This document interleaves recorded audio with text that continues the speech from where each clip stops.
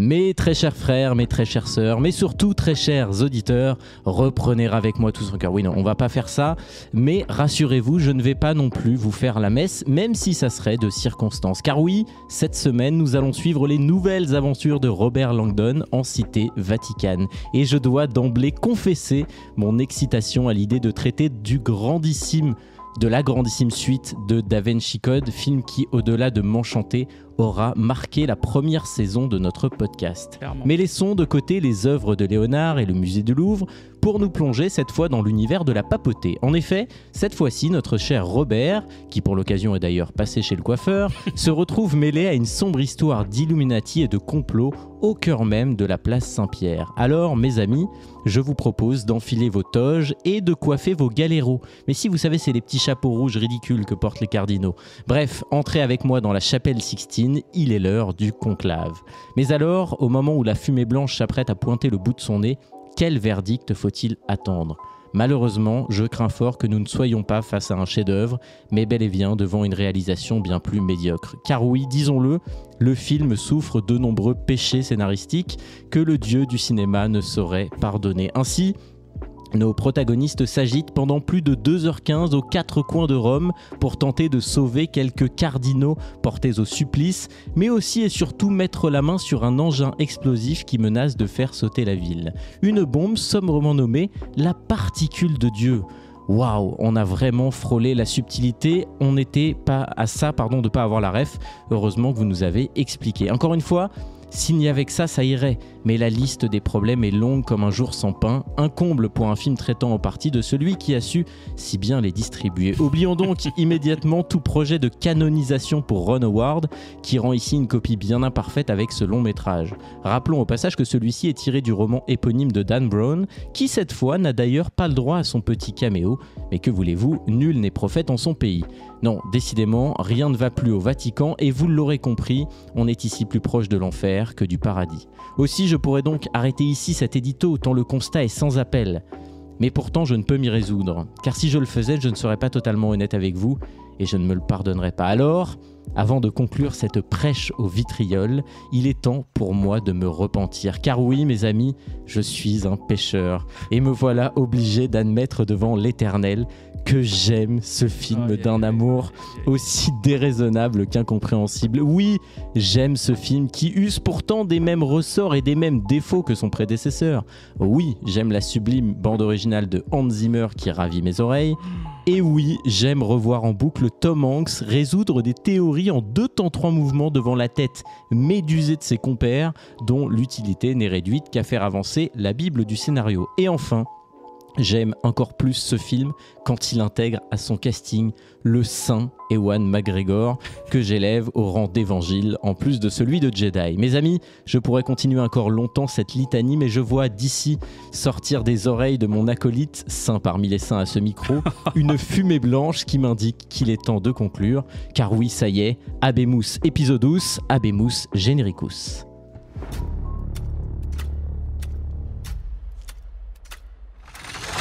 Ne l'oublie pas, un grand pouvoir implique de grandes responsabilités.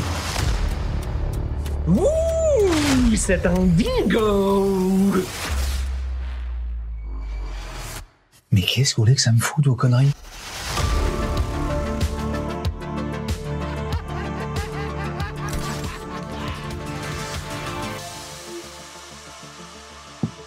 Tu me veux, je suis là.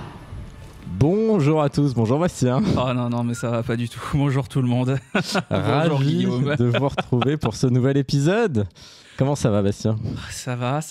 Tu sais, je suis un saint parmi les saints. Donc, Exactement, voilà, hein. c'est toi le saint à ce micro, on le sait tous. Au nom du micro, du pied et de l'ordinateur, je te bénis mon fils. Mais écoute, non, plaisir de te retrouver. Plaisir non dissimulé pour cet édito, à ma foi, très, très bien écrit. Bravo, merci, c'est bien aimable. Non, quel plaisir de se retrouver quand même pour ce film, car comme tu l'as dit, c'est quand même un des meilleurs souvenirs de notre première saison, Da Vinci Code. Donc, même si par principe j'étais pas chaud, je le suis quand même. Non mais oui, c'est vrai que moi j'avais très envie de le faire, d'abord parce que j'aime le film, vous l'avez compris, mais surtout parce que le premier épisode qu'on a fait dessus, donc le Da Vinci Code, c'est quand même un épisode qui a été important dans la première saison. On a un peu trouvé, je trouve, c'est un des premiers où on a trouvé notre rythme. Ouais, bien sûr. On a commencé à se marrer et tout, donc voilà, je suis particulièrement content de faire ce film. Alors, vous l'avez compris, on va parler de Ange et Démon, qui a un titre québécois qui est le même que nous pour une fois, qui a été réalisé par Ron Howard, qui est sorti le 13 mai 2009, qui dure 138 minutes dans sa version cinéma et 146 dans sa version longue. Je vous le dis d'avance, je n'ai pas regardé la version longue parce que j'étais un peu juste en timing pour voir les films, mais il existe une version longue, j'aurai l'occasion d'en dire 2-3 mots tout à l'heure, qui apporte quelques petites modifications. C'est un film adapté du roman de Dan Brown. Alors c'est marrant parce que le jour où on enregistre sort le nouveau livre de Dan Brown qui n'en a pas sorti depuis 8 ans je crois. Ouais, Le secret des secrets. Si exactement, donc franchement on l'a pas fait exprès, mais comme quoi ça tombe bien, on est toujours dans l'actu dans ce podcast. C'est le talent, et tu vois, il n'y a même pas besoin de le suivre, l'actu, de la suivre pour être dedans. Mais c'est totalement ça. C'est un film qui a été fait avec un budget de 150 millions de dollars et un box-office mondial de 486. Donc ça a marché. Tellement un succès quoi du coup. Quand même, c'est pas si mal quoi. On l'avait déjà dit, Da Vinci Code avait très bien marché, celui-ci aussi. Donc on peut considérer que la suite n'est pas tombée si loin je crois que c'est un petit peu moins que Da Vinci Code, mais ça reste quand même un très très gros succès. Et on retrouve évidemment au casting, je l'ai dit, Tom Hanks qui incarne Robert Langdon, Ewan McGregor qui va jouer le Camerlingue, et puis pas mal de monde quand même. Moi je trouve que c'est un point intéressant du casting. On va retrouver Ayelet Zurer qui joue Victoria et Stellan Skarsgård, c'est pas facile à dire, qui joue le commandant Richter, qui est un acteur qu'on a l'habitude de voir dans pas mal de second rôles. Moi, je sais pas si... bah oui, la famille Skarsgård, bref, sa famille, c'est une famille assez connue du cinéma, puisqu'il a... Alors attends, je sais qu'il y a Alexander Skarsgård, qui est un de ses fils, si je dis pas de conneries. Et puis lui, déjà, on l'a vu dans beaucoup de films, c'est un vrai acteur de second rôle récurrent. Oui, il commence dès les années 70, alors dans des films pas très connus. Puis c'est plus dans les années 90 qu'on le découvre, parce qu'il va faire des films en Occident. Mais moi j'ai vraiment, il fait partie de ces acteurs dont le visage m'est familier. Rouge, Insomnia, il joue dans Will Hunting. Oui, c'est vrai. Oui, il joue dans Ronin que j'adore, d'amour. Peur bleue également. Non, mais en fait, ce mec-là, quand je le vois, il me rassure. Je suis content. Tu vois, c'est un personnage un acteur qu'on a l'habitude de voir. J'essaie de voir dans quoi il a joué. Pirates des Caraïbes 3. Oui, c'est le père de Will Turner dans Pirates des Caraïbes 3. Absolument. Donc voilà, on retrouve... et dans le 2 d'ailleurs aussi. Également Nicolas Leishkas qui joue l'assassin, celui qui va exécuter les ordres. Très très classe, je connaissais pas l'acteur, mais très ouais, je trouve qu'il joue très bien. Et surtout, c'est un casting international et il y a pas mal de comédiens italiens. C'est le cas notamment de l'inspecteur Olivetti qui est joué par Pierfrancesco Favino. Et il a joué il y a pas très longtemps dans... Une nuit à Milan, qui est un film qui est sorti l'année dernière, qui est un bon thriller policier sur la corruption.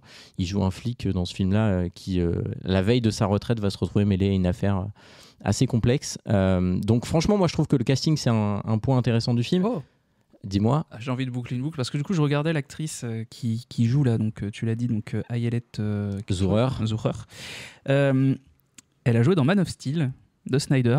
Ah oui. Elle joue Lara Lor Van. Alors, je me souvenais pas de l'avoir vu, mais je crois que c'est la mère de Kal-El, mais je ne suis pas sûr. C'est possible. Honnêtement, je savais pas ça. Enfin, j'avais pas ça. La mère kryptonienne de Kal-El, absolument. Voilà. Fallait que je dise, parce qu'en fait, quand j'ai vu le film, je fais mais en quoi elle a joué ça je la connais pas. Je l'ai dit, c'est un film réalisé par Ron Howard. Alors Ron Howard, c'est un réalisateur qui a une filmographie, je trouve, très inégale. Il y a des chefs-d'œuvre, Apollo 13 par exemple, qui est sans doute son meilleur film. On est à peu près d'accord là-dessus. Avec Tom Hanks déjà avec Tom Hanks. Bon, il y a Gary Sinise, mais est-ce qu'il y a Tom Hanks? Je suis pas sûr. Non, je crois que c'est Gary Sinise. Avec l'autre Apollo, je crois. Donc, moi, Ron Howard, c'est un réalisateur que je trouve assez... c'est pas forcément gage de qualité, mais bon, il a évidemment fait Da Vinci Code. Il a aussi fait la suite de Ange et Démon, qui est Inferno. Il a fait Rush.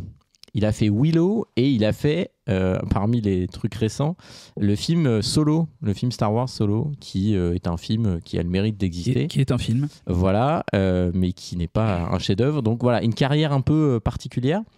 un bon yes man. Ouais, c'est souvent comme ça qu'il est décrit. Et il fait une Ron Howard. apparition plus récemment dans la série Studio de Apple TV. Et il joue son propre rôle. Il joue son propre rôle. Ok. Et en fait, je l'avais déjà dit justement lors de l'épisode de Da Vinci Code, mais Ron Howard, c'est un réalisateur pour le coup qui, malgré tout ce qu'on peut lui reprocher, a pas trop peur de se parodier, de s'auto-parodier. Il l'avait déjà fait dans la série de Jason Bateman, dont j'ai encore oublié le nom, mais c'est pas grave.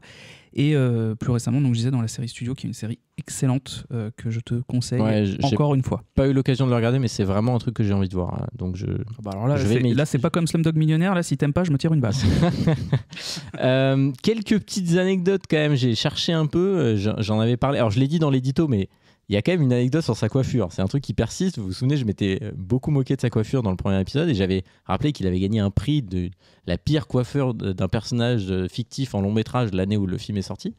Eh bien, sachez que dans ce deuxième film, il a les cheveux plus courts pour une raison simple, c'est qu'il a refusé de porter la perruque. C'est une demande expressément faite par Tom Hanks qui a dit non, là je veux bien reprendre, mais on arrête avec ce truc, ce postiche affreux. Et on le remercie. Et on le remercie parce que vraiment le film gagne évidemment en qualité. Ah bah plutôt, oui. Non, il y a quand même quelques éléments que j'ai trouvé assez intéressants et que je voulais partager avec vous. Donc le film se passe au Vatican et dans la ville de Rome essentiellement. Le Vatican a refusé que les scènes soient tournées là-bas, y compris sur la place Saint-Pierre. Ils n'ont pas eu le droit de tourner. Il y a très très peu de scènes sur la place Saint-Pierre, il y en a une ou deux.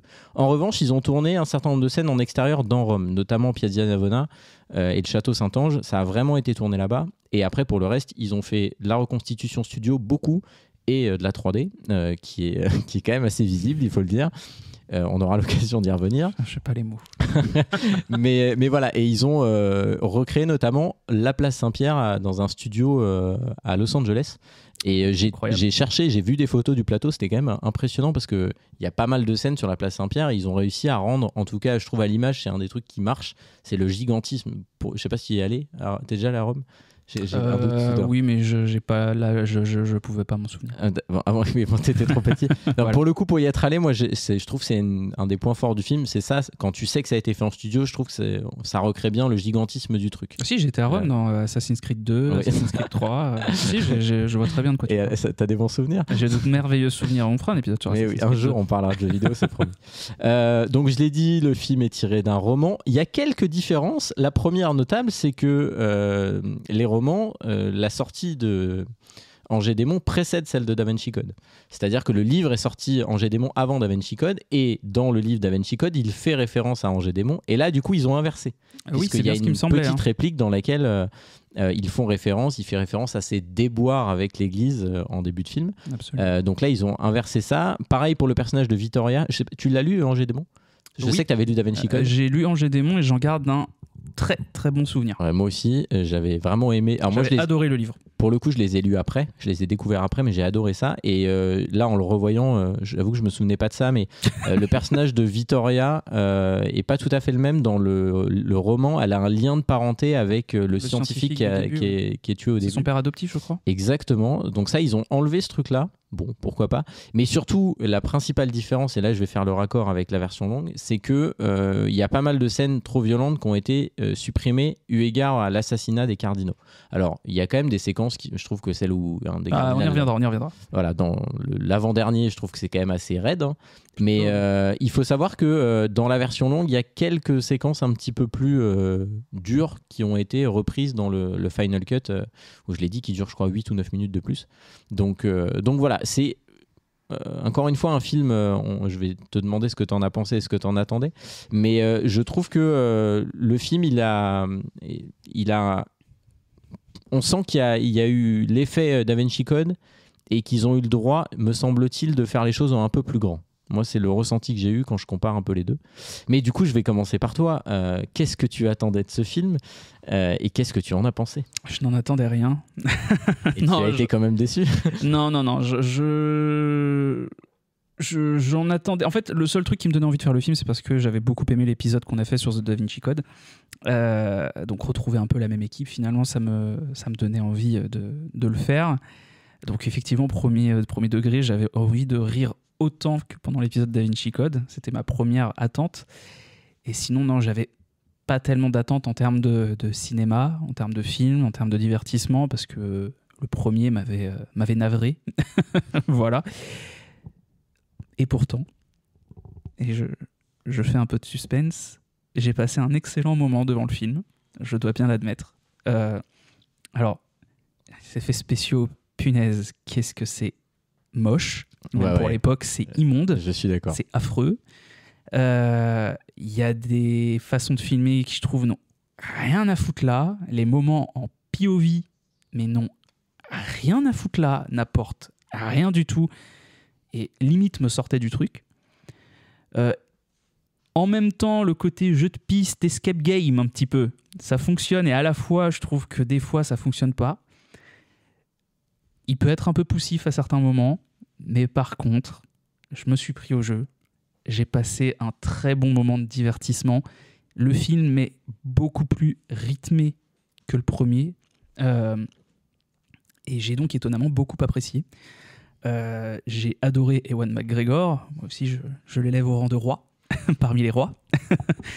et du coup, non, ça marche bien. J'ai vraiment senti des différences avec le bouquin. Alors encore une fois, le bouquin, c'est comme pour Da Vinci Code quand on avait fait l'épisode, je n'ai pas le souvenir de tous les détails du livre, etc. Mais typiquement, le personnage c'est Vittoria, c'est ça ? Bon, alors là, j'ai pas eu l'impression qu'il y avait de personnage féminin dans le film, parce qu'elle est inexistante au possible, alors que normalement, moi, dans le film, pour moi, elle était là tout le temps. Enfin, dans le livre, pardon, elle était là tout le temps. J'avais vraiment un souvenir d'une présence avec notre Robert des familles. Mais j'ai passé un très bon moment, j'ai trouvé ça très cool. Il y avait vraiment ce côté... là, j'ai vraiment ressenti ce que j'avais ressenti en lisant les Dan Brown à l'époque, c'est le côté page-turner, où vraiment tout s'enchaîne par des petits chapitres, des chapitres très courts et compagnie. Et là, il y a carrément ça dans le film, c'est-à-dire que dès que ça commence, ça ne s'arrête jamais. J'ai beaucoup aimé les mises à mort, en l'occurrence, même si tu me dis qu'elles sont plus détaillées et plus longues dans la version, je suis très curieux de voir ça, parce que je trouve que c'est un des points forts du film. Et tu vois, pour le coup, moi j'ai comparé ça à quoi ? J'ai comparé ça à Dexter saison 6, qui a donc le tueur de l'apocalypse en antagoniste, et qui est un tueur qui recrée des tableaux de l'apocalypse, donc on reste dans quelque chose de biblique, machin. Et là, je trouve que ça fonctionne 100 fois mieux, parce que c'est beaucoup plus impactant. Et non, j'ai passé un excellent moment, et ça me fait mal au cul de le dire, mais j'ai passé un très bon moment. J'ai vraiment trouvé le film. Je me suis pas emmerdé une seule seconde. Je l'ai regardé en 2 fois parce que la fatigue de ma vie fait que je m'endormais, mais pas parce que le film me faisait chier, m'embêtait, pardon. Et du coup, voilà, c'était très cool. Donc, je te retourne la question. Qu'est-ce que t'en as pensé ? Qu'est-ce que t'en attendais ? Alors, si je suis très honnête, j'en attendais pas grand-chose, parce que franchement, je pense que c'est la 10e fois que je le vois. J'ai vraiment un problème avec ce film. Un problème avec cette saga, Guillaume. C'est pas que avec ce film. Mais ça, encore plus que Da Vinci Code. C'est vraiment de la trilogie, c'est mon préféré de loin, et c'est mon plaisir coupable absolu. À chaque fois que ce film passe déjà à dit la ça télé, pour Da Vinci Code. Attention. Je le regarde. À chaque fois qu'il pop sur une plateforme, je le regarde. Je pense que je suis la seule personne en France qui a l'intégrale de la trilogie en Blu-ray dans un coffret collector, avec les versions longues. Enfin, vraiment, j'adore ce film. Je suis comme toi, j'ai lu le livre, mais je l'ai dit, je l'ai lu après. Donc moi, j'ai pas eu la comparaison naturelle, si j'ose dire. Je trouve que le point fort du film, tu l'as dit, c'est le rythme. Là où le premier, parfois, prenait un peu son temps et était assez bavard, là, ça va à une vitesse folle. Presque trop, mais ça n'a aucun sens. Enfin, je veux dire, il se passe en une soirée 76 plot twists. Oui, non mais carrément. Mais franchement, on s'ennuie jamais. Et je trouve que moi, j'ai l'impression qu'il y a plus de moyens que sur le premier. Il y a plus d'ambition que sur le premier, même si effectivement les effets spéciaux 3D sont vraiment pas beaux, et ça a vieilli très vite et très mal. Et très mal. Pourtant, on est en 2009. Hein. Je veux dire, on parle d'un film qui a moins de 20 ans, et on parle pas d'un film de début des années 2000. 2009, il y a des points de comparaison qui font mal pour ce 2009, film-là. c'est l'année où est sorti Avatar. Bon, Non, mais- là, je vais dans l'excès, mais Bien sûr, non mais vraiment, il y a des, enfin j'ai en tête des plans là, parce que le film essaye de faire beaucoup ça. Il y a une espèce, ce qu'il n'y avait Oui, pas, ça- je trouve, dans Da Vinci Code, de gigantisme. oui, c'est ce que j'allais dire. C'est-à-dire que j'ai en tête un plan large, un moment à l'intérieur du Vatican, Dans le couloir, là. Voilà, dans le couloir, ouais. le plan là, il est affreux. Enfin, on voit horrible. vraiment que c'est un c'est le fond premier vert. plan où Ewan McGregor marche Voilà, à ce moment-là, et là j'ai fait. C'est vraiment affreux. On dirait un jeu vidéo bizarre. Non mais c'est ça, il y a vraiment une vibe cinématique de jeu vidéo de PS3. Absolument. On est vraiment là-dedans. Donc ça, c'est pas beau, mais malgré tout, en fait, je suis d'accord avec tout ce que tu as dit. Le personnage de Victoria ne sert à rien passer les 10 premières minutes, c'est-à-dire amener la bombe, Oui, parce que ça passe par elle. rapport à l'antimatière, c'est tout. Et le fait qu'ils enlèvent son lien de parenté fait que du coup, le mec qui se fait tuer, on s'en fout complètement, on n'en reparle plus jamais. Laisse tomber. Mais après... Jusqu'à la fin, je pensais qu'on allait en reparler. Ah bah non, jamais. Mais après, voilà, il y a... Enfin, tu l'as dit, c'est un page-turner, et je trouve que en fait, ça va très bien à Ron Howard, ce type de film. Tu disais, c'est un yes man. Il était fait pour faire ça. C'est-à-dire que vraiment, le film, il faut pas que tu t'arrêtes. C'est un film popcorn, quoi. Il faut que ça s'arrête jamais. Et on a fait la semaine dernière, enfin, on peut le dire, on enregistre les deux le même jour, mais pour vous, la semaine dernière, Slumdog Millionnaire, qui est moins long et qui m'a paru durer 2 heures de plus, quoi. Mais évidemment, loin de moi l'idée de comparer les deux films, mais je veux dire, d'un point de vue du rythme, ce film-là te tient en haleine, tu peux pas t'arrêter, quoi. Alors, je comprends ce que tu disais, toi, tu as une vie qui fait que tu as besoin de dormir, mais en vrai, t'as jamais envie que ça s'arrête. Ah oui, non, et c'est vrai, oui. le film, il te prend par la main, tu vas au point A, il te ramène au point B et tout. Et puis, tu l'as dit, il y a le côté jeu de piste qui était présent dans Da Vinci Code. Ouais, mais là, t'as vraiment cette sensation d'escape game. Ah, mais clairement, C'est c'est-à-dire, hallucinant. il faut aller dans un endroit, il hallucinant. change de pièce, Faut machin. trouver un indice pour faire ça. Exactement. Et Après- après, dans l'édito, il y a les défauts du premier. Mais aussi. c'est ce que j'allais dire. C'est-à-dire que malgré tout, si je le regarde avec objectivité, j'ai conscience de tous les problèmes du film. À commencer par le fait qu'il est confronté à la même chose que le premier, c'est-à-dire les trucs qui marchent à l'écrit, qui marchent pas du tout à l'image. Je suis Il entièrement y a d'accord. vraiment des séquences où tu te dis, bah là non, là ça ne marche pas, on comprend pas ce que vous faites, ça n'a pas de sens. Il y a des allers-retours à des moments. Cette flèche pointe quelle direction? Non, mais il y a ça, il y a. Puis tu vois, et donc je vais rentrer dans le résumé en quelques secondes, mais il y a le conclave, tout le monde situe ce que c'est un truc. Enfin, il y a rien de plus sacré, je pense, et d'organisé que ça. C'est-à-dire quand le conclave commence, il y a 3 fois les mecs qui rentrent, ils sortent, ils font.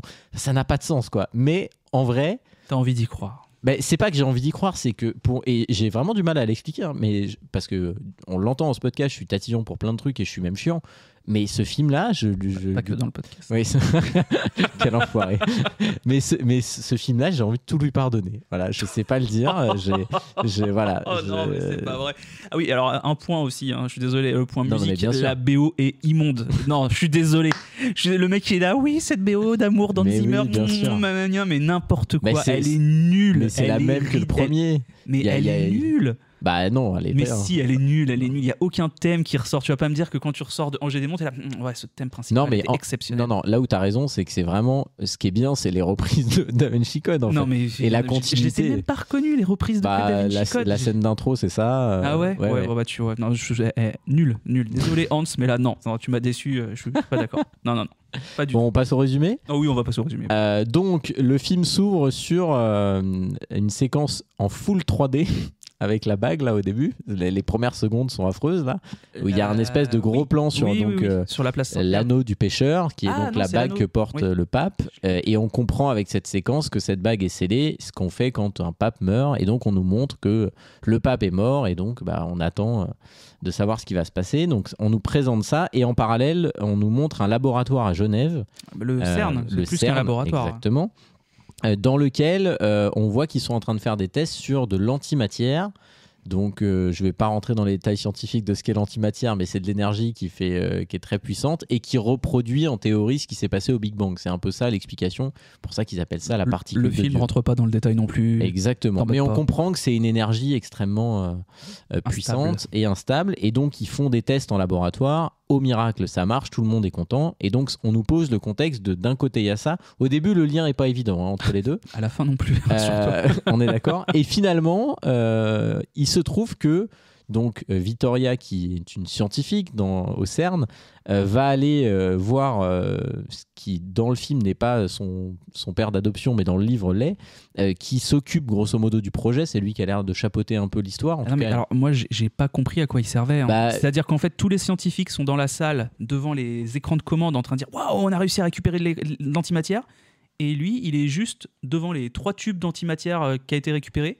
Et il fait à Vittoria, parce qu'ils sont en Skype visio. au départ, en visio, il fait franchement bien. Hein.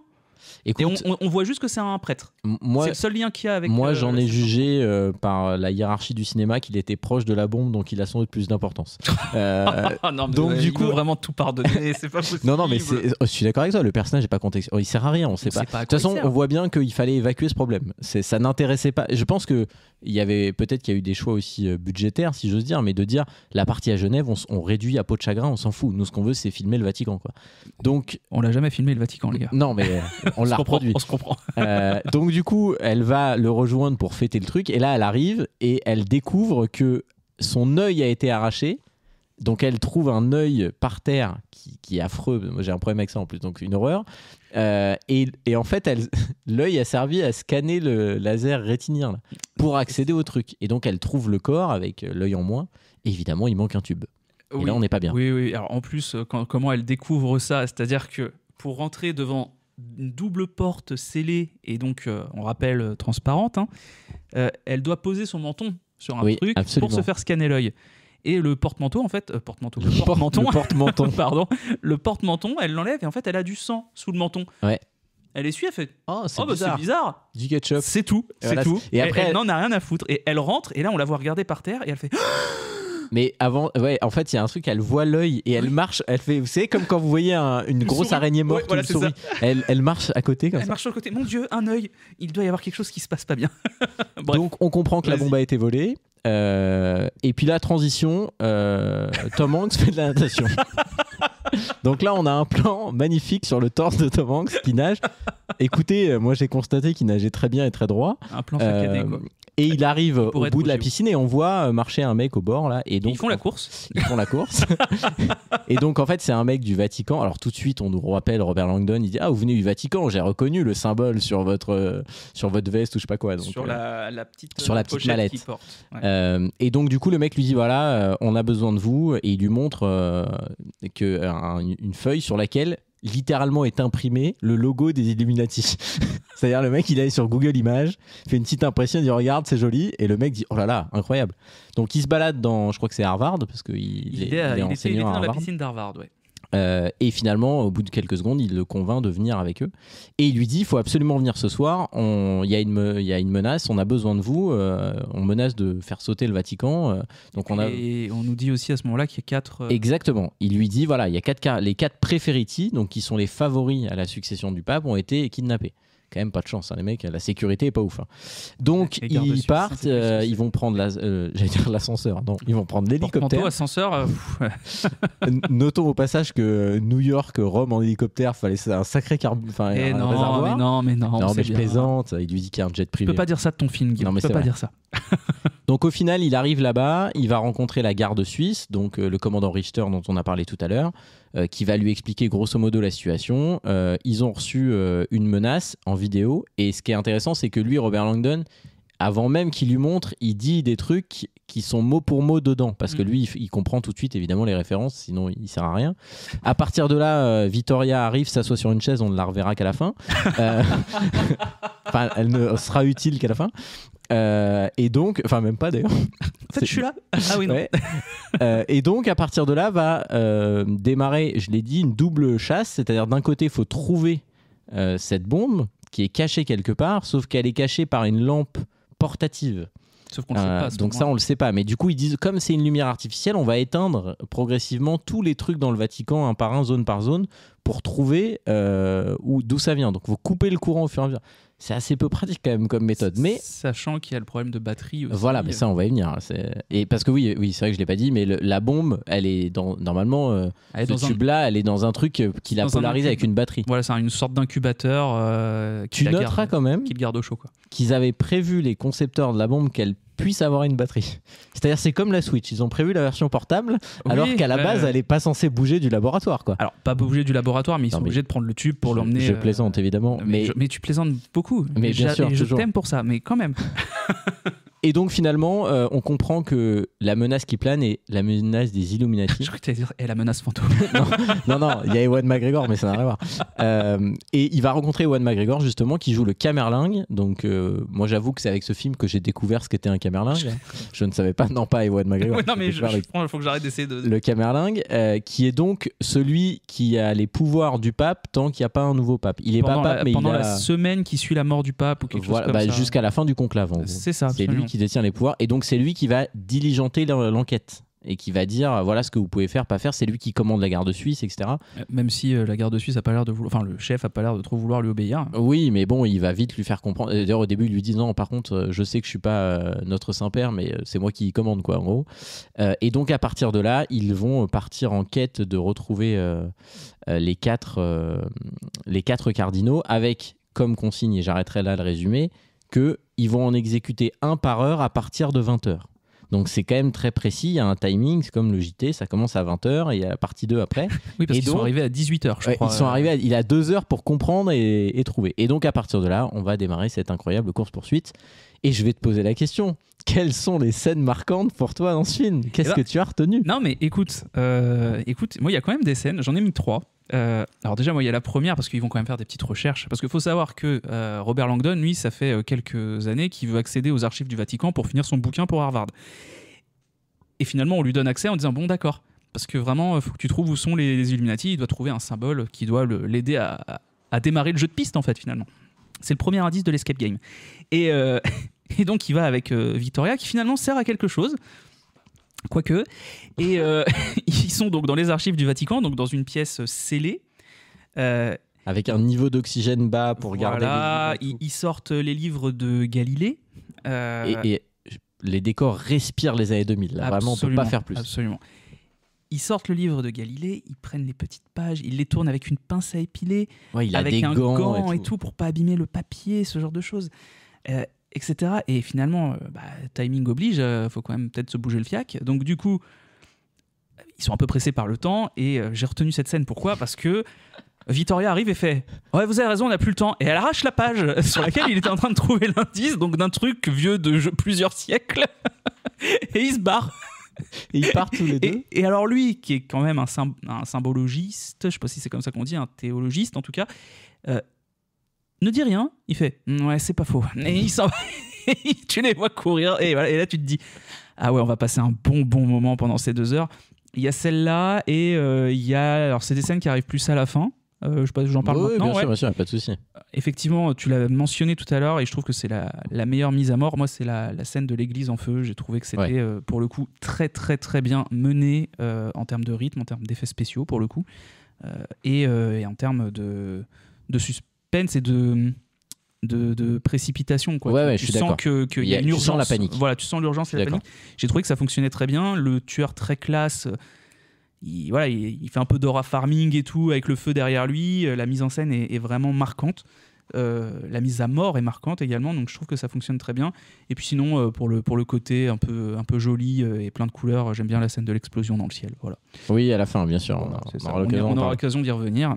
Et toi, alors, est-ce que c'est un film d'amour? Mais bien sûr. Me cite pas toutes les scènes du film. Choisis-en quelques-unes. Le podcast va durer 2h16. Non, mais déjà, je vais revenir sur la première scène que tu as évoquée, parce que c'est aussi... J'ai explosé de rire. Mais vraiment, je te jure que j'étais mort de rire. Non, mais surtout que... Donc, il faut comprendre que quand ils descendent, dans les archives, il y a un garde du corps avec eux, qui est un personnage qu'on va voir plusieurs fois dans le film, qui les accompagne, qui ne sert... C'est le plus mauvais garde du corps de l'histoire. Il les accompagne même pas dans la pièce. Il n'a pas le droit de rentrer. Il le dit au début, je reste à l'extérieur, parce qu'il n'est pas censé... Lui, il n'est pas censé avoir le droit de rentrer. Oui, autant pour moi. Mais sauf que... Vous imaginez que c'est des blocs entièrement vitrés et le mec il est dehors. Et qu'est-ce qu'il fait ? Il tourne le dos. C'est quand même mal fait. Enfin, je veux dire, il y a un truc à faire, c'est les regarder. Et en plus, il lui dit « Je vous regarde, monsieur Langdon. » Oui, c'est un garde suisse en plus. Oui, c'est un garde suisse avec un accent à couper au couteau. Petit point accent. Tu l'as vu en VF ? Non, s'il te plaît. Bon, je l'ai vu en VF parce que ces films-là, pour moi, dans mes souvenirs, c'est de la VF. La VF est vraiment pas mal et ils ont tous des accents, mais à couper au couteau. C'est-à-dire, ils ont appuyé tous les accents. Et lui, il a un accent allemand. Ouais, enfin ou néerlandais, je sais pas trop, mais Ouais, alors ouais. il a un accent très très En même temps, violent. il est tout blond, etc. Voilà, mais du coup voilà, c'est assez marrant de cette scène-là, et surtout qu'après quand ils sortent, donc ils comprennent qu'ils cherchent la tombe de Santi, Ouais. et la tombe de Santi c'est donc Raphaël Santi. la tombe de Raphaël, et ils comprennent qu'ils doivent aller au Panthéon. C'est là le premier moment, puisqu'il lui dit est-ce que c'est une église? Oui, c'est la plus vieille église de Rome. Et Bah, surtout, c'est là où se trouve la tombe. c'est là où se trouve la tombe de Santi. Et en fait, quand ils sont avec le flic dans la voiture, il sort le truc de sa poche, le papier. Et là, c'est à mourir de rire. C'est que là, contrairement à ce que tu disais tout à l'heure, où, ok, ils l'ont volé, mais il n'y a plus de précaution. Hein. C'est-à-dire, il le prend avec sa main, il le retourne dans tous les sens, il met sa lampe de téléphone. Il en a plus rien à foutre. Et le mec à Robert. côté, il dit, mais qu'est-ce que vous faites? Vous avez sorti un truc, vous êtes fou et tout. Mais ça l'affole pas plus Ça que ça. l'affole pas plus. Et Bah, Landon, c'est lui qui il a a, demandé à ce qu'il soit là en même temps. Qui sait Landon qu'il a peut s'en cette prendre. réponse exceptionnelle de dire, c'est elle? Et vraiment, en français, il fait, mais c'est elle? Ah oui, c'est-à-dire, vous êtes deux quand même, vous êtes en train de vous en servir, monsieur, vous étiez au courant, enfin. Donc, ouais, cette scène-là, moi, je la trouve plutôt marrante. Après, moi, j'ai en tête quand même une scène. Je vais jouer le jeu, moi, je vais surtout relever les scènes qui sont concons. Mais je reviens, je pense que tu as trouvé le terme, c'est un vrai escape game, et moi, je trouve que c'est un jeu vidéo. C'est-à-dire que dans les jeux vidéo, tu as souvent ce truc de. Tu vas dans un endroit, puis après, tu vas y revenir parce que tu as récupéré une clé qui te permet d'accéder à une nouvelle pièce. Effectivement. Ouais. Il y a vraiment ce truc-là. Et c'est un peu Tomb Raider, quoi. Pour moi, il y a un peu. Enfin, tu vois, Uncharted, nous qui avons joué à ça, un peu ce truc de. Tu vas à un endroit, en fait, tu reviens là, tu peux ouvrir, t'as volé le pass, le machin. Et à un moment, donc, on rappelle que la première fois de sa vie qu'il descend aux archives, le mec, il déchire un livre qui doit valoir 8 milliards, quoi. Qui a pas de Et prix. On le renvoie. Alors on lui dit, tu peux redescendre parce que j'ai besoin. Et là, on dit au gars, le garde du corps, tu vas venir avec lui dedans. Ouais. Parce que c'est plus intéressant. Donc ils descendent, là, il regarde un bouquin, il lui demande de lire. C'est écrit en italien. Parce que c'est écrit en italien, latin, je sais plus. ou je sais plus en quelle langue C'est en c'est écrit. italien, c'est en italien. Parce que C'est en en tout cas, en italien. VO, c'est en italien et il lui traduit l'italien. Et je crois que c'est pas je crois qu'en VF il parle pas, c'est pas de l'italien. Enfin peu importe. C'est peut-être du latin, Donc, alors ils disent peut-être. Ouais, peut-être que c'est ça. Je crois que elle lui lit du latin. Ouais, et lui, Et par lui, contre, c'était peut-être de l'italien, t'as Ah, raison. bon, bref. Donc il commence à lire, il lui demande de trouver des références au feu, machin. Et on l'a dit tout à l'heure, pour trouver la bombe, ils éteignent le courant régulièrement dans plein de zones. Et évidemment, ils éteignent le courant dans la zone où ils sont. Et on rappelle, ils sont dans des box fermées où il y a un tout petit peu d'oxygène qui rentre par un conduit, quoi. Et là, il va se passer plusieurs problèmes. Déjà, il n'y a plus de courant, mais l'écran est toujours allumé. Ouais. Et la lumière... Pour indiquer qu'il n'y a plus de courant. C'est-à-dire que les mecs se sont dit, on va brancher un système de sécurité pour dire ça marche plus. Et ça, je trouve que c'est fabuleux, vraiment. Et donc, ils se retrouvent en panique. En plus, le garde du corps, on nous fait tout un lore où il fume beaucoup. Au cas où la lumière rouge n'avait pas indiqué, Ah ouais, c'est leur ça. avait pas mis la puce à l'oreille. Parce que il y a vraiment une lumière rouge, c'est l'angoisse, quoi. On est passé dans un film d'horreur. Et l'autre, on nous fait le lore qui fume beaucoup. Donc, il commence à je suis pas bien, je vais mourir. Et là, Langdon, vraiment, tu l'as dit, en plus, c'est marrant. Bon, là, il y a l'instinct de survie, mais c'est le mec le plus respectueux des textes. Enfin, Ah oui, oui. Et là, il essaye d'ouvrir. Donc, le bouton, il y a marqué en gros, il n'y a plus d'air, mais on peut pas allumer. Il lui dit, il n'y a pas d'électricité, c'est une porte électrique. Mais l'écran est allumé. Enfin, C'est ceux qui se sont pas dit, au cas où, ça serait peut-être bien de mettre un petit groupe électrogène dessus. non, mais visiblement, il y en a un pour dire que ça marche pas. Il ne sert qu'à ça. C'est vrai. Et ça, c'est pas mal. Bien vu, là. Et du coup, pour sortir, s'ils commencent à paniquer, d'abord, ils mettent des livres dans un caddie. Et genre, c'est des livres, pareil, millénaires. Et les mecs, ils rentrent là-dedans dans la porte, ça marche pas. Et après, Langdon, il essaye de faire tomber une étagère, une bibliothèque. Ouais, la bibliothèque. Donc, il arrive au poids de son dos à dévisser une bibliothèque scellée. Hein. Le gars, il fait 2 mouvements sur ses jambes. Ouais, le mais truc la tombe. vie, c'est. Ils À la vie, c'était pas devaient ouf. remettre un coup depuis longtemps, et là, avec tout ça, ils ont pas pu. Là. Putain, Il y a ils le ont pas eu conclave le en ce temps. moment. T'as raison. Non, mais laisse-les. Le pape est mort il y a 15 jours. Le pape est mouru. Il n'y a plus personne. Hein. Plus personne bosse dans ce hôtel. C'est fini. C'est terminé. C'est fini. Toujours Il n'y a que les prêtres qui ont accès aux archives. Qu'est-ce que tu veux qu'ils fassent? Tout le monde. Ils Voilà. vont pas Et puis réussir. le garde du corps, on l'a pas dit, mais il est bâti comme moi, c'est-à-dire qu'il est aussi garde du corps que je suis danseur classique. Quoi. Le gars, il doit peser 32 kilos. Ok, Bref. là, maintenant, j'ai une vision terrifiante dans la tête. Bon, bref, il finit par faire ça. Il fait tomber l'armoire. Évidemment, tous les livres tombent, mais ça casse pas le truc. Et là, il a une idée de génie. Il se dit, mais le mec, il a une arme. Donc, il tire dans la vitre. Mais ouais. Il remonte pour mettre tout son poids. Et Parce que les vitres sont par balles aussi. Hein. évidemment. Et il met tout son poids sur le truc. Et finalement, il tombe dans les vapes. Quoi. Et pour le coup, le plan large où il tombe dans les vapes, il y a un moment, tu sais qu'à ce moment-là du film, il peut pas mourir. Mais tu te dis ça, vous l'auriez mis plus tard dans le film. Il y aurait eu un moment où on se dit, ah, on sait pas, peut-être que. Bon. Et finalement, au bout de 2 secondes, la vitre se pète. Et du coup, ils ont accès à l'extérieur. Parce que l'extérieur, il y a de l'oxygène normalement. Quoi. Enfin, à l'extérieur. Ils Avec sont ça, encore des dans petits les box, archives. quoi. Merci. Je t'en prie. Tu l'as bien précisé, j'arrivais pas à trouver le mot box, Je sais. ça m'a aidé. Je suis là pour ça. Et ce qui est très drôle, c'est que à la seconde où ils sortent et que ça va, le courant se rallume. Oui, non mais Et ça, c'est vraiment... Bon, c'est voilà. ça montre qu'il y a quand même une conscience un peu du ridicule Mais de on est filmer d'accord. des trucs comme ça. Et On est je d'accord. pense que c'est ça aussi. Je pense que c'est ça aussi qui fait que j'ai beaucoup plus apprécié le film que le premier volet. C'est que je trouve qu'il y a une honnêteté dans la Oui, façon de je faire suis le d'accord. truc. C'est-à-dire qu'ils sont conscients que, ouais, on sait que c'est un peu abusé, mais c'est pour ça que vous le regardez. Ouais, Tu vois. non, mais je Et suis je trouve d'accord. que ça marche bien. Je suis assez d'accord avec toi. Après, effectivement, moi je trouve que les scènes, les 2 premières scènes où ils retrouvent les cardinaux là, la première il le retrouve dans une crypte, il a la tête dévorée par des rats et tout. Il a de la poussière, Et alors, il est rempli de Non, poussière. mais surtout jusqu'à la on gorge. dirait qu'il est là depuis 8 ans. Il a été kidnappé il y a 2 heures. Hein. Donc il est quand même... bon, après, voilà. Et la deuxième, c'est quand même... On est sur la place Saint-Pierre. À ce moment-là, il y a déjà une alerte à la bombe. Et on voit régulièrement des journalistes dans le film. Et ils disent, Un bon point, ça aussi. malgré l'alerte à la bombe, la place Saint-Pierre est toujours pleine, machin. Et là, tu vois... Donc le méchant qui est habillé en prêtre pour le coup. Et vraiment, il va tuer le gars. Il va lui percer les poumons et il va le laisser au milieu de la foule. Et on te montre qu'il y a plein de monde, machin. Et finalement, quand on le voit, le gars, il est sur 3 marches. Je vous jure, hein, il n'y a personne à 10 mètres autour. Et le C'est mec, vrai. il se vide de son sang et personne l'a vu. Si, il y a une petite fille qui le voit finalement avec sa petite poupée qui est tombée dans la flaque. Et elle est tombée dans le sang, malheureusement, et elle est trop triste. À Et peine donc, aussi finalement, sans ils lui font le bouche à bouche et Langdon se prend le sang dans la gueule parce qu'il il a s'est les fait poumons percer les percés, poumons. Et donc voilà. Après, moi, on suppose qu'il lui a pas percé les poumons et appliqué la oui, marque non, à ce moment-là. il lui a fait avant de l'amener là, quoi. Et il réussit à s'enfuir, évidemment, alors qu'il y a à peu près 16 000 policiers, quoi. Enfin, je veux dire, mais bon, pourquoi pas, on y croit. Et après, non, il y a un truc, moi, pour le coup, que j'aime, que je trouve réussi, c'est les scènes dans la chapelle Sixtine. Parce que je trouve que la reconstitution, elle est réussie. Tout le conclave se passe dedans. Ah oui, oui. Et je trouve que l'endroit, ils ont réussi à le rendre Crédible. impressionnant et crédible. Ouais, je suis Il d'accord. y a 1 ou 2 plans où on voit le plafond, qui est quand même l'essence de la chapelle Sixtine. Mais parce que c'est des effets spéciaux physiques. C'est exactement. Ils C'est ont pas du reproduit. numérique à ce moment-là. C'est ce qu'on disait tout à l'heure et tu as raison de le souligner. Ils ont reproduit ces lieux-là et je trouve que ça, c'est plutôt bien foutu. Et quand on nous montre comment ils font le vote, etc. Alors, je fais une parenthèse, mais il y a un film qui est sorti l'année dernière qui s'appelle Conclave. Conclave avec Ralph Fiennes. Voilà, je sais pas Voldemort. si tu l'as vu. Absolument pas. Bon, il se trouve que moi je l'ai vu. C'est un film qui est extrêmement réaliste, extrêmement lent. Et pour le coup, qui est sans doute bien plus proche de ce qu'est réellement un conclave, évidemment.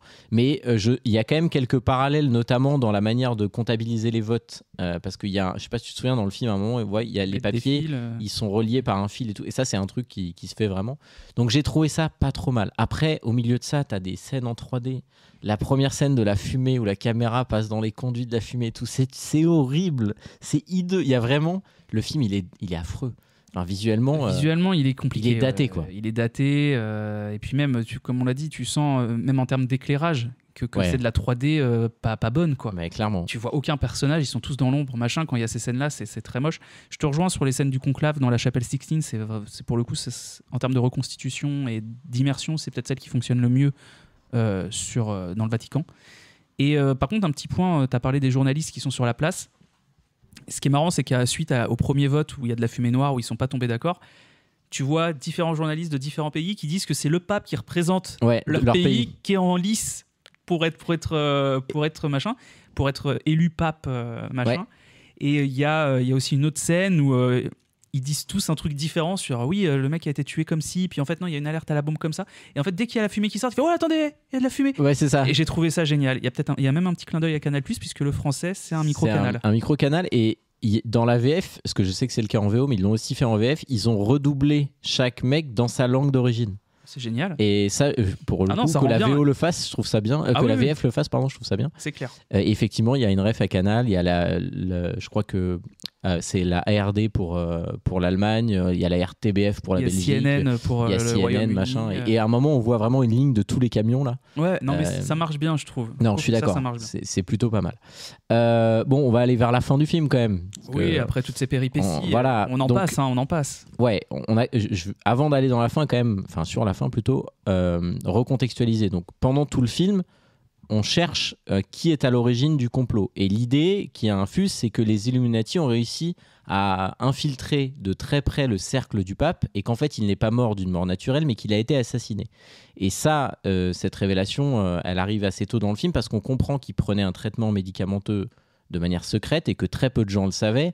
En l'occurrence, le Camerlingue, puisque on va d'abord un moment nous dire que c'était son père adoptif d'ailleurs. Oui, c'est dit dans le film, ça vient comme un cheveu sur la soupe dans le film, mais c'est plus détaillé dans le livre. Ça, je me souviens que ce passage-là était un peu plus long. Là, c'est vraiment ces 2 phrases. Une dit, ouais, c'est lui mon père. Bon, ok. Et on va apprendre que le mec de la garde suisse, le patron de la garde suisse, le savait aussi parce que le pape lui avait demandé d'installer des caméras. Et ça va être important pour la révélation finale parce que même le Camerlingue ne le sait pas. Absolument. Ce qui va être utile. Et en fait, à un moment donné, ils vont faire un truc qui est dans le dernier tiers du film, c'est-à-dire que pour être sûr qu'il a été assassiné, il faut vérifier l'état de sa langue. Parce qu'en gros, on nous dit s'il a reçu une dose, il aura la langue gonflée et bleue. C'est et même là, pas dans le dernier tiers. Ça justement, ça aussi, ça arrive très vite. C'est à peu la près moitié du film. Ouais. Et là, moi, pareil, bon...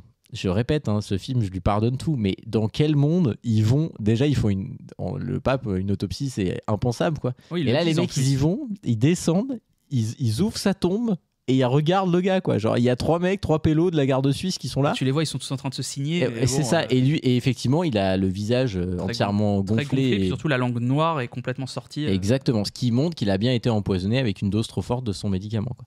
Et à ce moment-là, tous les soupçons pèse de plus en plus sur le patron de la garde suisse, notamment parce qu'il a volé les cahiers de la scientifique. Oui, c'est ça. Parce qu'elle fait venir les cahiers à sa demande. Oui, Vittoria fait venir le journal du prêtre scientifique, du coup, qui s'est fait arracher l'œil au début du film. Et elle les fait venir parce que lui, il espère trouver dedans des correspondances potentielles avec quelqu'un du Vatican qui aurait commandité de voler ce truc-là. Et bon, finalement, donc là j'arrive vraiment dans le dernier tiers, ils vont finir par trouver tous les cardinaux, l'avant-dernier qui est donc en train de brûler dans une église, et ça c'est sans doute la scène la plus réussie du film, oui, on a dit c'est très spectaculaire, il arrive, il est vraiment attaché les bras en croix, quoi, il y a un bûcher en dessous de lui.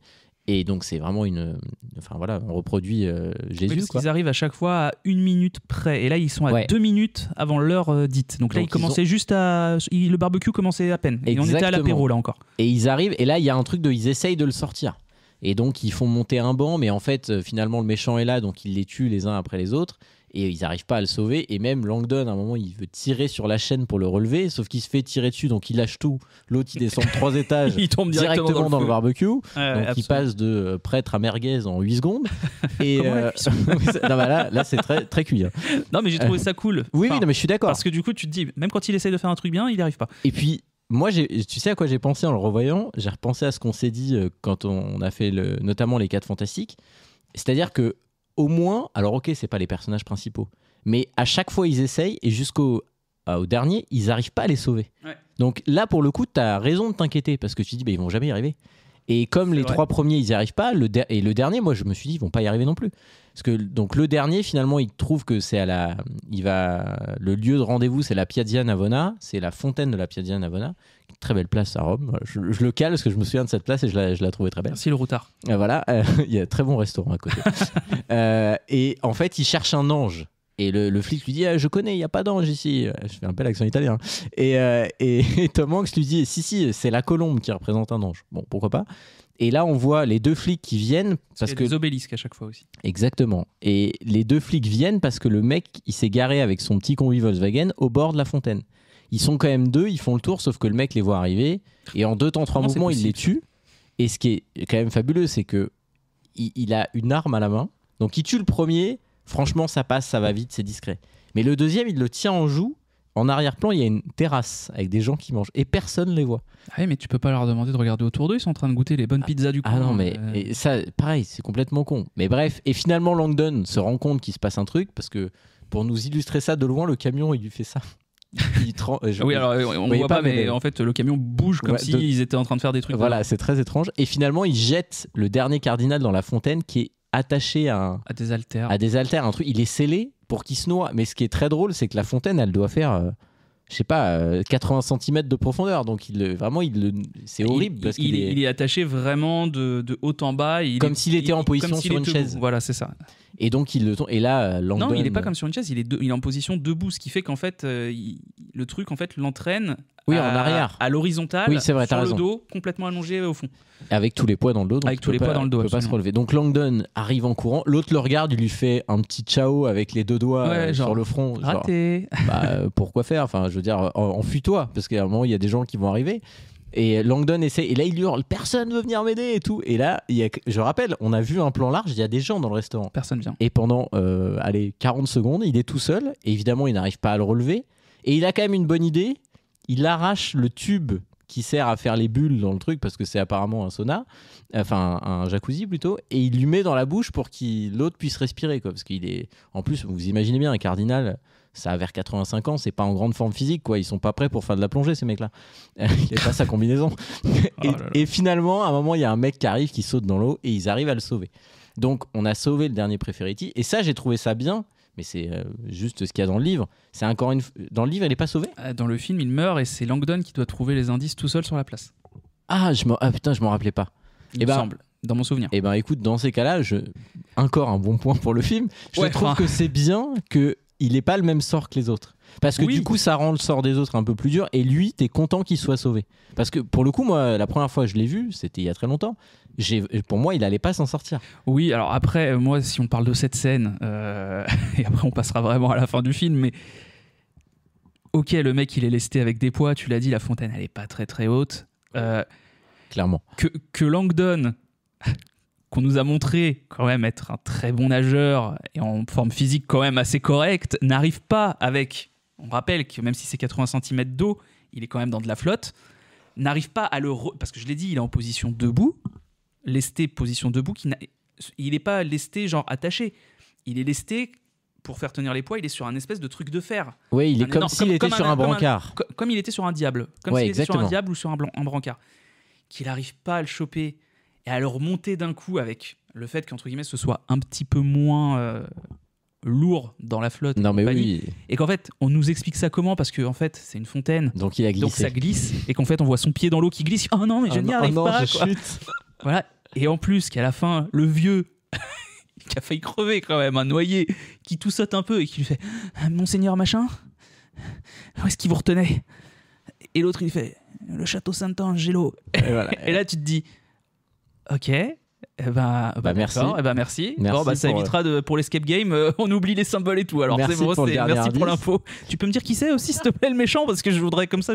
Dis-moi où est la bombe. Dis-moi où est la bombe en fait. On n'a plus d'argent pour finir le film là.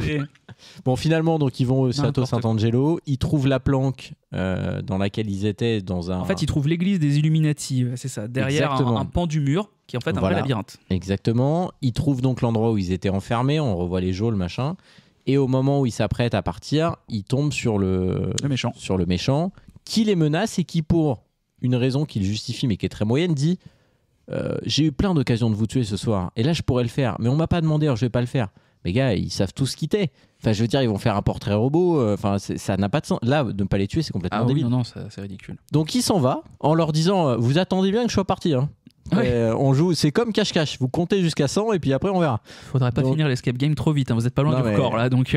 Donc il s'en va et eux ils trouvent une espèce de sortie parce qu'en fait on nous fait comprendre. Et ça c'est vrai que le château Sant'Angelo, tu peux accéder au Vatican. En tout cas il y a une légende qui dit qu'il y a des souterrains qui permettent d'aller au Vatican. Et donc ils vont emprunter ce truc-là pour rejoindre le Vatican. Et à un moment ils vont sortir, ils vont monter sur les remparts et des remparts ils voient le mec donc le méchant, qui récupère la voiture que lui ont indiqué ses patrons. On sait toujours pas pour qui il travaille. Ouais, bien sûr. Et donc il arrive, il vérifie la plaque de la BM, il prend les clés, il démarre et la voiture explose. Volkswagen. C'est une Volkswagen. Absolument. Et la voiture explose. Donc le gars, il a vraiment tout fait. Et c'est vraiment le méchant le moins. Tout ça pour ça. Non mais c'est ça, c'est-à-dire que on nous le contextualise pas ce mec-là. On sait juste qu'il fait ça pour le fric, mais voilà. et il meurt à la fin, lamentablement. Eux, ils voient l'explosion au loin, mais ça les inquiète pas, donc ils continuent. Ah oui, mais là, il est 23h50. Ah bah oui, là, il faut revenir parce qu'il faut retrouver la bombe. 23h30, pardon. Et là, ils arrivent, machin, et ils arrivent à une porte qui ne s'ouvre que de l'autre côté. Donc, ils tapent comme des bourrins. Là, on retrouve notre garde du corps fumeur, pardon, qui arrive. On va l'appeler fumeur. Le fumeur qui ouvre la porte. Et là, ils viennent vite, le camerlingue est en danger. Et le camerlingue, à ce moment-là, il est en réunion, si on ose dire, dans le bureau du pape. Non, ils sont dans le bureau du pape, dans le bureau bien du sûr. Saint-Père. Et en fait, on comprend dans la manière dont c'est fait qu'à ce moment-là, parce que on voit le mec de la garde suisse rentrer, il bloque la porte et on comprend qu'il va y avoir affrontement. Et à ce moment-là, spectateur ou lecteur, pour ceux qu'on lui livre, on est persuadé que le méchant, c'est le mec de la garde suisse. Et quand ils ouvrent la porte, on ouvre la porte et on voit le camerlingue qui a la marque, parce que je ne l'ai pas dit, mais tous les cardinaux ont été marqués au fer rouge. Par 4, ouais, en fait c'est comme ça qu'il part, c'est qu'en fait il y a 4 symboles terre, qui représentent les piliers de la science.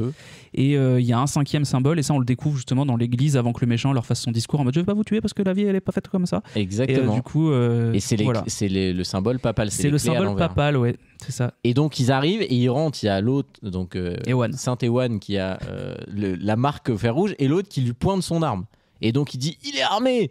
Donc là on réfléchit pas. Il se fait dézinguer par ses propres hommes. Et là il y a un autre mec qui rentre. Alors lui c'est un cardinal, je crois. C'est un cardinal qui rentre et qui dit espèce d'ordure. Et il prend le fer pour taper Ewan McGregor. Et Ewan McGregor dit Illuminatus. Et là bam, il lui met 15 balles.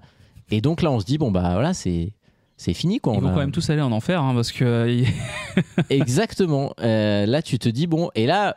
En fait, à ce moment-là, on est tous contents. On se dit, putain, Ewan, il s'en est sorti, on est content, mais il faut trouver la bombe. Je sais plus trop comment ils font, ça va très vite. Alors, la bombe, pour faire plus simple, en gros, il dit ah oui, mais là, ce symbole, c'est les clés inversées, c'est le symbole du pape. Et Ewan, il fait non, parce que en fait, le symbole du pape, les clés, elles sont dans l'autre sens. Là, c'est le premier symbole du premier pape, qui s'appelait donc Saint-Pierre. Et donc, du coup, attendez, je sais où est la bombe. Et donc, du coup, ils descendent dans la tombe de Saint-Pierre, et là, ils voient sous un drap la bombe. Et voilà. Et donc là, il trouve la bombe. Demande à Marceline parce qu'on l'avait oublié. Et elle est revenue. C'est le retour de Marceline. Et Marceline descend dans la crypte là et elle prend le truc et elle dit bon voilà, en gros, je vais remettre les piles. Donc vous inquiétez pas, j'ai des LR6 dans la poche. Et elle explique que pour faire la manœuvre, elle doit en gros compter sur la batterie du bordel quoi.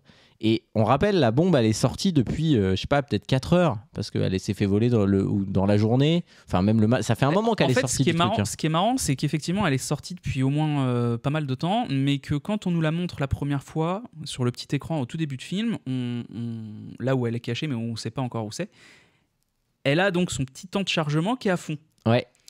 Et on nous dit, on en a jusqu'à minuit. Ouais. Et donc là, on n'est pas loin des minuit. On est à, je crois, environ 7 minutes. On nous dit à ce moment-là. C'est ça, il reste 7 minutes. Et elle est en train de dire, bon là, normalement, ça va le faire. Puis après, elle fait... Elle voit qu'elle fait de la buée en parlant. Et là, elle dit, il fait frisquet par ici. La buée en 3D. Voilà. Très important. Très important. Il fait un peu frisquet. Ils font, bah ouais, et alors elle fait, bah le problème, c'est que, comme il fait froid, bah la batterie, elle va descendre plus vite. Donc là, en fait, il doit nous rester moins de 5 minutes. Il me faut 5 minutes pour le faire. Du coup, moi, c'est mort, quoi. On va crever. Je te laisse la suite. Et là, évidemment, le bonheur. Que fait Ewan McGregor? Il prend la bombe à la main, il part en courant. Et là, les mecs le regardent. Là, on a, tu l'as très bien dit tout à l'heure, une scène POV de Tom Hanks qui court. On comprend pas pourquoi. Ça ne sert à rien. Et surtout, donc vous imaginez, ils sont dans une crypte, ils sont tous au même endroit. Ewan McGregor, il court. Les mecs le suivent. Tom Hanks et elle le suivent. En l'espace de 30 secondes, il leur a mis 2 km. C'est-à-dire qu'elle et lui, ils sont vraiment... Parce qu'ils sont sous terre, très très loin quand même. Voilà, et donc ils courent, machin. Et il avait demandé avant, et c'est comme il y a beaucoup de fusils de Tchekhov dans ce film, il avait demandé de prévoir un hélicoptère pour les plus vieux des cardinaux pour qu'ils évacuent. Donc heureusement, l'hélicoptère, il est vraiment posé devant la porte de la basilique. Le mec, il a bien manœuvré, parce qu'il est vraiment à 2 mètres. Oui, mais comme il y avait eu le mort, etc., ils avaient quand même évacué une partie de la place. Exactement. Et donc il arrive, et là, il a le truc, il passe au milieu, et il y a quelqu'un qui dit « Una bomba !» Et là, c'est vraiment panique à bord. Il monte, et il dit au pilote « Laissez-moi faire, je vais décoller tout seul ». Là aussi, on nous avait préparé parce qu'on nous avait dit qu'à une époque, il avait été dans l'armée, il avait voulu se battre pour le pays de Rome, pour son père. Mais qu'en fait, il était devenu médecin. Voilà, en fait, il était pilote d'hélicoptère, mais pour amener les malades. Exactement. Donc du coup, ça, tout est justifié. Et donc là, il monte et il se dit, et ça, c'est plutôt un move intelligent. plutôt que de partir loin, je vais monter. Au ciel. L'idée étant que ça explose hors de portée de tout le monde. Et là, il monte. Puis on a les plans. Là, j'ai grosse vibe The Dark Knight Rises, c'est-à-dire qu'on a des gros plans sur sa tête, sur la bombe qui est pas loin d'exploser. Et puis, donc tout le monde regarde et ébahi. Le public reste là quand même. C'est-à-dire les mecs se disent bon, c'est sympa. Ça. Il y a une bombe atomique. De toute façon, perdu pour perdu, on va. Il a pas dit una bomba atomatica. C'est vrai. Mais tout le monde reste, y compris ceux qui savent. C'est-à-dire Langdon et elle et l'autre, ils savent que c'est dangereux, mais ils restent en bas. Je pense qu'à un moment donné, tu te dis bon, si ça explose et que ça fait vraiment autant de dégâts, on peut rester. Voilà, on n'est plus à ça près, donc ils attendent. Et d'un seul coup, on voit un petit parachute avec en 3D bien évidemment, avec Ewan McGregor, et on se dit oh là là, il a réussi. Et là, évidemment, ça explose. Et là, quand même, c'est le seul truc je trouve qui est réussi sur le plan visuel. Tu l'as dit, c'est le truc du ciel. Là. Oui, c'est bien fait. Parce que pour le coup, c'est un tableau en fait. C'est vraiment un tableau, ça évoque ça. Et lui, il descend avec son parachute et il se prend. Action Man dans la pub. Action Man dans la pub, les gars. Ah, mais c'est ça, il se prend tous les morceaux de la toiture. C'est-à-dire, il ravage tout, les murs, les toits, les tuiles, les machins. Il arrive en bas, il est ravagé complet, mais il n'est pas mort. Et donc là, c'est le sauveur. Donc tout le monde l'acclame, machin. On retourne au conclave qui est interrompu pour la 16e fois en 2 heures. Avec les vieux, il y en a, ils sont sous respirateur et tout, alors que la bombe, elle a explosé à 8 bornes, hein, mais les mecs sont pas bien. Ouais, mais il y a eu beaucoup de dégâts quand même avec l'onde de choc. Exactement. Mais ils sont, donc t'as les papilles, ils sont allongés par terre et tout, avec les pompiers, et ils se disent, oh là là, vous vous rendez compte et tout. Et donc il y a une petite envie de, faut que ça soit lui le pape, parce qu'en fait, il est jeune, c'est incroyable et tout. Oui, puis il y a le côté, il s'est sacrifié, mais il est revenu vivant. Exactement. Et donc le mec qui gérait un peu tout ça, la symbolique est là, quoi. Qui s'appelle, je sais plus comment, le cardinal principal, on va dire. En fait, c'est le grand électeur. C'est en fait, c'est lui qui est censé gérer au départ le conclave. Sauf qu'à un moment, on lui dit si tu te présentes pas toi, on n'y arrivera jamais. Mais pour te présenter, il faut que tu rejettes ton rôle. Tu renonces à ton rôle. Tu renonces, ouais. Donc il renonce à son rôle. Et à ce moment-là, il dit mais attendez les gars, on peut pas le présenter, il a pas l'âge, machin. Il dit ouais, mais tu sais, par le texte, il y a une petite ligne dans le contrat. Si on l'applaudit très fort, il est pape. Je vous résume, mais c'est ça l'idée. C'est un peu ça, oui. C'est complètement ça. Même. Et il dit ouais, mais moi je suis pas d'accord. Il dit ouais, mais c'est plus toi qui décide maintenant. Bon, donc du coup ils disent bon bah on y va. Et donc ils vont chercher. Ils demandent à aller chercher Ewan qui est à l'hôpital, qui est à l'infirmerie. À l'infirmerie, c'est vrai. Il est en train de se faire soigner. Il a toujours sa petite soutane très propre, mais il a un petit peu de poussière, quoi. Ouais, mais ça lui va bien d'ailleurs. Ah ouais. À un moment, il dit à Tom Hanks, sachez que vous serez surpris de voir que cette tenue vous sied à merveille. C'est effectivement ça. C'est parce qu'en gros, Tom Hanks, après avoir pris le sang du mec qui a les poumons percés, va se changer, il se lave un peu et tout, puis il voit qu'on lui a mis une tenue de prêtre. Ouais. Pour se changer. En fait, il enlève juste le col blanc. Exactement. Et du coup, il a une tenue un petit peu stylée pendant tout le reste du film. Exactement, ce qui n'était pas le cas au début. Il devient vraiment le Dark Tom Hanks. Le Dark Tom Hanks. Dark Robert. Dark Robert. Bon, et au final, il s'apprête à aller donc en conclave. Et à ce moment-là, on ne sait pas pourquoi, d'où ça vient. Cocotte, elle dit au fait mes cahiers.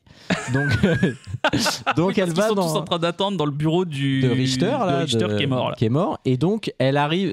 On a vu à un moment qu'il avait un bureau avec une trappe secrète, machin. Donc elle l'ouvre, elle récupère les cahiers. Et là, il y a l'ordinateur qui sort.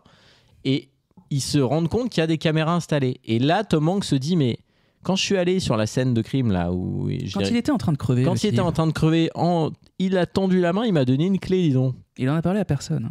Et est-ce que finalement, il ne faudrait pas que cette clé... Et c'est bien fait, je ne connaissais pas ça. C'est des caméras qui marchent à clé. Oui, ça, c'est quand même les écrans original. s'allument, mais il faut tourner une clé dans l'écran. Donc il met la clé, et là, on voit les caméras, et en fait, on se rend compte, le twist incroyable, que le méchant depuis le début, c'était Ewan. Et là, j'étais très triste. parce que Obi-Wan, il est gentil normalement. C'est pas lui qui trahit. Et en fait, on se rend compte que c'est lui qui a tué parce que le scientifique en question a demandé audition au pape. Il l'a eu. Il lui a dit voilà ce qu'on a trouvé. Et le pape a dit il faut publier. Alors que le Camerlingue, lui, dit non, la science nous dépasse, il n'est pas question, c'est se prendre pour Dieu, on veut pas ça. Il dit ça va remettre en compte toute notre religion. Donc pour éviter ça, il a fait voler la bombe et surtout il a fait tuer le pape pour que il a tué lui-même le pape parce que je crois qu'on il dit plutôt que c'est les seringues, c'est lui qui les mettait puisque c'était son fils adoptif. Et donc on voit tout ça à l'image avec les caméras de surveillance et là on voit que le fameux cardinal général là, il est en train de regarder les images. Et en parallèle, on nous a fait tout le build-up d'Ewan McGregor qui monte les escaliers au ralenti en boitant pour aller, pense-t-il, devenir pape. Et il rentre dans la salle du conclave et là tous les mecs l'attendent, ils le regardent et personne parle. Ouais, mais je trouve que ça marche bien.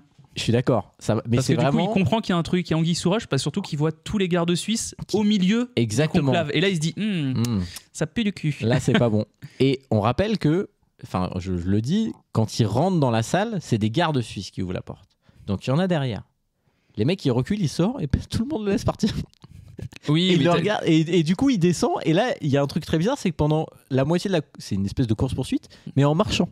C'est-à-dire tout le monde est très à l'aise parce qu'il se dit le gars il boite, il va pas aller bien loin. Non. Et finalement il redescend dans la crypte, sauf qu'au passage il prend 2 bougeoirs, il se vide la cire sur la tronche. C'est et pas de la il cire, s'immole. c'est l'espèce d'essence qui Ouais, permet de liquide d'allumer bizarre, de l'allume-feu quoi. Et ouais, exactement. Et du coup, on a droit à un deuxième barbecue, sauf que là, c'est lui qui s'immole par le feu tout seul. Et donc, voilà. Ça... Obi-Wan aura eu une fin digne d'Anakin. Mais mec, c'est sûr que lui, il a pensé à ça. Ah bah c'est obligé. C'est vraiment la revanche de Dark Vador. Parce que la revanche des Sith, c'est quoi? C'est 2007 2005. Mais oui, mais c'est sûr, c'est sorti. Non, mais oui, il y a eu les 20 ans, on a été le voir. Moi, dans un monde idéal, les deux mondes sont liés. J'ai envie de croire à l'univers étendu. Donc là, il a rejoint la Force, c'est ça que t'es en train de dire. Voilà, tu vois, on y arrive. Bon, bref, on a droit à un petit épilogue sympa où on voit Langdon et Victoria, qui, même si elle n'a pas fait grand-chose, est invitée au moment où le pape va être présenté à la foule. Donc, ils sont dans l'espèce de toute petite salle où ils finissent, ils lui mettent son. Ouais, c'est ça, c'est la salle salle derrière le balcon par là où il sort, quoi. Je sais pas comment on appelle ça. On dirait une toque de chef, mais le chapeau. Le chapeau du pape. Le chapeau pape. Le saint chapeau. Et le cardinal général, qui n'est finalement pas le pape, alors qu'on s'était dit à moins que ça pourrait être lui, tend à Langdon un exemplaire du bouquin de Galilée en lui disant « Je crois que vous avez besoin de ça. » C'est pas un exemplaire, c'est l'exemplaire. le petit bouquin. Donc celui dont ils ont arraché la page. Et là, je suis obligé de le dire, c'est un faux raccord, ce n'est pas le bon. C'est-à-dire que c'est pas le numéro 5 ? Bah si. Non, mais oui, mais quand il rentre la première fois dans le truc, oui. Il dit à Victoria « J'ai tellement voulu lire ce bouquin pour compléter mon livre. Oui. Et on voit la couverture. Et bah, tu compares les deux, c'est pas le bon à la fin. Ok. Donc bon, c'est petit détail, mais voilà, fallait le dire. Bon, on va lui pardonner, hein. Il a fait tellement extraordinaire dans le film. Exactement. Et puis ils sont là derrière, et là le pape se retourne et leur sourit, et il s'agit du cardinal qui l'a sauvé dans la piscine, dans la fontaine. C'est lui qui a été nommé pape, c'est ce personnage-là. Ah bah merde, j'ai dû rater le plan avec sa tronche. Et tu comprends que c'est pour ça J'avais cru qu'il qu'on le voyait invité. pas du tout. Si, il se retourne juste pour le sourire et le saluer, parce qu'il lui doit quand même sûr. la vie. Et puis ensuite il va devant la place sur le fameux balcon. Et bon, bah là, il a choisi de finir la scène en 3D. Bon, c'est dommage, parce que c'est vraiment dégueulasse ce plan. Et on avait des restes de budget, les gars, fallait faire quelque chose. Mais heureusement, on a la musique de Hans Zimmer au générique, donc on est content. Oh, une musique immonde, arrête. Voilà le film Anges et démons. Est-ce que tu as quelque chose à rajouter, mon cher Bastien ? Oh bah non, écoute, je pensais pas qu'on ferait. Au final, on a fait presque un petit déroulé. Ouais, je suis désolé. mais le film, et voilà, j'ai rien à rajouter. C'était très cool à voir, et c'est toujours très drôle d'en parler parce que effectivement, ils sont quand même vraiment pas exempts de défauts, ces films-là. C'est presque des nanars. C'est une force, c'est-à-dire manière, que c'est fait très premier degré, mais on redit ça à chaque fois, mais c'est là où on se rend compte que ces bouquins-là, ça tient pas la route une seconde, quoi. Et je l'avais dit dans l'épisode Da Vinci Code, Tom Hanks, il a dit que des films n'étaient pas sérieux, machin, enfin que l'histoire, il fallait pas y croire et tout. Et en fait, je comprends un peu ce qu'il veut dire. C'est-à-dire que vraiment, ces films-là, c'est du grand divertissement, mais franchement. Bah moi je trouve que c'est mais je passe un bon moment et je suis tellement content que t'aies aimé, tu peux pas savoir. Attention, j'ai pas passé un mauvais moment, mais j'ai été étonnamment surpris dans le bon sens. T'as dit que t'avais passé un très bon moment, tout le monde l'a entendu dans le podcast. C'est vrai, je peux pas me cacher. Le mec à l'épisode de Slumdog Millionnaire, il oubliait tout ce que je disais et là il me laisse rien passer. Petit con quoi. Incroyable. Bon en tout cas, on espère que ça vous a plu autant que nous. Merci de nous avoir écoutés. Ça fait longtemps qu'on l'a pas dit, mais on a une page Instagram. Venez nous suivre sur Instagram. Oui, on a une page Instagram et avec une community manager qui travaille beaucoup pour nous. Donc voilà, il faut la soutenir, elle sera contente. Donc merci à tous d'avoir écouté cet épisode. Merci Bastien. Merci de m'avoir supporté pour ça. Dans cet épisode. Merci surtout d'avoir regardé le film, hein, Bastien. Voilà, il y a pas de quoi. Et on se donne rendez-vous la semaine prochaine. Et on n'a pas de. Est-ce qu'on sait ce que c'est le film? Je crois pas. Hein. Si, on le sait, mais je crois qu'on a oublié. Ouais, bah écoutez, vous verrez bien. Voilà, ça nous laisse le temps de changer si vraiment on a rien à dire. Exactement, on n'annonce plus rien. Merci à tous et à la semaine prochaine. Allez, ciao. Salut. Ne passerez pas. Je reviendrai. Tu étais l'élu, c'était toi. À la boulette. Je vous emmerde. Je rentre à mon maison. D'accord, faisons comme ça.